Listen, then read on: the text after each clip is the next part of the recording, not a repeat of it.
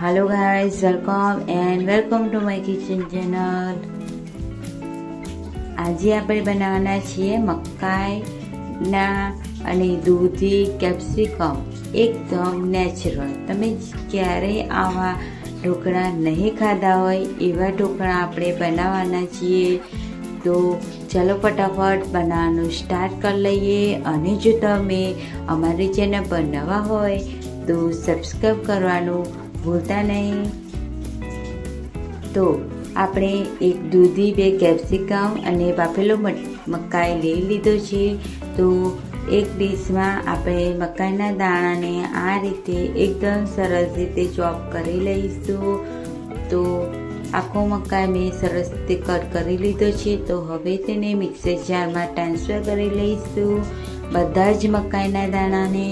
અને તેમાં આપણે થોડું એવું પાણી એડ કરીશું અને એકદમ સરસ રીતે સ્મૂથ એવી પેસ્ટ બનાવી લઈશું. તો તમે જોઈ શકો છો કે એકદમ ઘટ એવી આપણી મકાઈની પેસ્ટ બનીને રેડી થઈ છે. તો તેને મિક્સર જારમાંથી બાઉલમાં કાઢી લઈશું પેસ્ટને.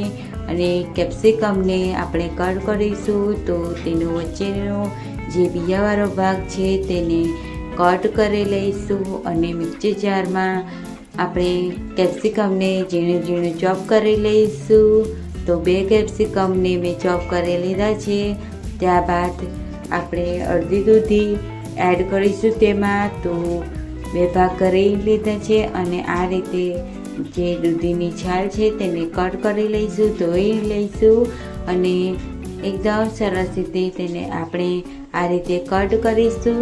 અને જે વચ્ચેનો ભાગ દૂધીનો બીજાવાળો હોય છે તેને આપણે કાઢી લઈશું. તો બધો જ જે દૂધીનો બીજાવાળો ભાગ છે તેને કાઢી લઈશું. અને દૂધીને એકદમ ઝીણી ઝીણી ચોપ કરી લઈશું. તો બધી જ દૂધી મેં ચોપ કરી લીધી છે. તો હવે મિક્સર જારમાં એડ કરીશું કેપ્સિકમ અને દૂધી એડ કરી અને થોડું પાણી એડ કરીને એકદમ સ્મૂથ એવી પેસ્ટ બનાવીને રેડી કરી લઈશું. તો જોઈ શકો છો કે સ્મૂથ એવી પેસ્ટ બનીને રેડી થઈ ગઈ છે. તો એક મોટા બાઉલમાં 1.5 વાટકી સૂજી એડ કરીશું, 1 વાટકી દહીં એડ કરીને એ જ વાટકીનું માપથી આપણે પાણી એડ કરીશું. તો 1 વાટકી પાણી એડ કરી અને દહીં અને સૂજીને એકદમ સરસ રીતે મિક્સ કરીશું. ફરીથી એક વાટકી આપણે પાણી એડ કરી અને એકદમ સરસ રીતે પેસ્ટને બનાવીશું. તો તમે જોઈ શકો છો તો 3 વાટકી પાણી એડ કર્યું છે મેં. અને સ્મૂથ એવી આપણી આ સૂજી બનીને રેડી થઈ છે. તો 10 મિનિટ માટે તેને રેસ્ટ માટે મૂકીશું. ત્યાં સુધી આપણે ઢોકળાની જે ડીશમાં આપણે તેલને ગ્રીસ કરી લઈશું. 10 મિનિટ થઈ ગઈ છે. બેટર એકદમ ઠીક એવું બનીને રેડી છે. તો હવે તેમાં 2 મોટી ચમચી આદુ મરચાંની પેસ્ટ, 1 ચમચી આપણે સ્વાદ અનુસાર મીઠું એડ કરીશું, થોડું પાણી એડ કરીશું અને બેટરને મિક્સ કરી લઈશું. અને 3 ભાગમાં ડિવાઈડ કરી લઈશું. તો આ રીતે 3 ભાગ ડિવાઈડ કરીશું. અને આપણે એક વાટકામાં 2 મોટા ચમચા બેટર એડ કરીશું, 1 ચમચી ખાંડ એડ કરીશું, 1 ચમચી ખાવાનો સોડા એડ કરીશું, લીંબુની ચવી એક્ટિવેટ કરી લઈશું ખાવાના સોડાને. અને એકદમ સરસ રીતે ફરીથી મિક્સ કરી લઈશું. ત્યારબાદ આપણે તેમાં જે આપણે ગ્રીન પેસ્ટ બનાવી હતી તેને એડ કરીશું અને સરસ રીતે મિક્સ કરી લઈશું. બાજુમાં મેં ઢોકળાના કુકરમાં પાણી ગરમ કરવા મૂકી દીધું છે. તો ચારેવાળી ડીશ મૂકી અને આપણે જે ગ્રીસ કરેલી હતી ડીશ તેને એડ કરી અને આ રીતે બેટરને ફેલાવી દઈશું. તો તમે જોઈ શકો છો કે એકદમ સરસ રીતે બન્યું છે. તો ઢાંકી દઈશું. ત્યાં સુધી આપણે બીજું બેટર બનાવી લઈએ. તો એક બાઉલમાં આપણે બેટર એડ કરીશું અને જે યલો પેસ્ટ બનાવી હતી મકાઈની તે એડ કરીશું, મિક્સ કરીશું. અને એ જ પ્રોસેસથી આપણે 1 ચમચી ખાંડ એડ કરીશું. ત્યારબાદ તેમાં 1 ચમચી ખાવાનો સોડા એડ કરીશું, લીંબુની ચવી અને ખાવાના સોડાને એક્ટિવેટ કરી લઈશું, મિક્સ કરીશું એકદમ. અને હવે આપણે બીજું બેટર પણ બનાવી લઈએ. તો તેમાં વ્હાઈટ બેટર રાખીશું. તો આપણે એમાં 1 ચમચી ખાંડ, ખાવાના સોડા, લીંબુ નીચોવીશું અને ખાવાના સોડાને એકદમ એક્ટિવેટ કરી લઈશું અને બેટરને મિક્સ કરી લઈશું. તો આપણા બે બેટર એકદમ રેડી છે. તો હવે આપણે જોઈ લઈએ તો ગ્રીન બેટર એકદમ ઠીક એવું બની ગયું છે. તો તેની પર આપણે સફેદ બેટરને આ રીતે પાથરી દઈશું.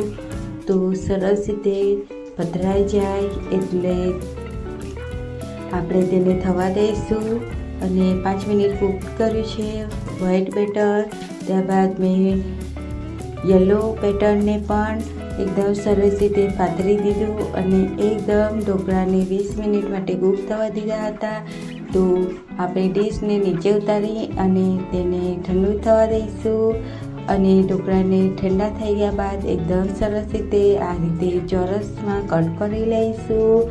અને હવે આપણે તેમાં કોઈ તડકા એવું કોઈ લગાવવાના નથી અને એકદમ સરસ રીતે આપણા ઢોકળા ઓછા તેલમાં બને એવા ક્રિસ્પી આપણે બનાવવાના છીએ. તો પેનમાં આપણે 1 મોટી ચમચી આપણે તેલ એડ કરી રાઈ જીરું એડ કરીશું, મીઠો લીમડો અને તલને એડ કરી અને બધા જ ઢોકળાને આ રીતે અંદર એડ કરીશું, ક્રિસ્પી થવા દઈશું 2 મિનિટ માટે અને આપણે પલટાવી લઈશું બધા જ ઢોકળાને અને ફરીથી તેને 2 મિનિટ માટે કૂક થવા દઈશું. તો આપણા જે ઢોકળા છે તે બંને બાજુથી ક્રિસ્પી એવા બનીને રેડી થાય અને એકદમ ઓછા તેલમાં આપણા આ સોફ્ટ અને એકદમ ટેસ્ટી એવા બાળકોને પણ ખૂબ જ ભાવે એવા આપણા આ ઢોકળા બનીને રેડી થઈ ગયા છે.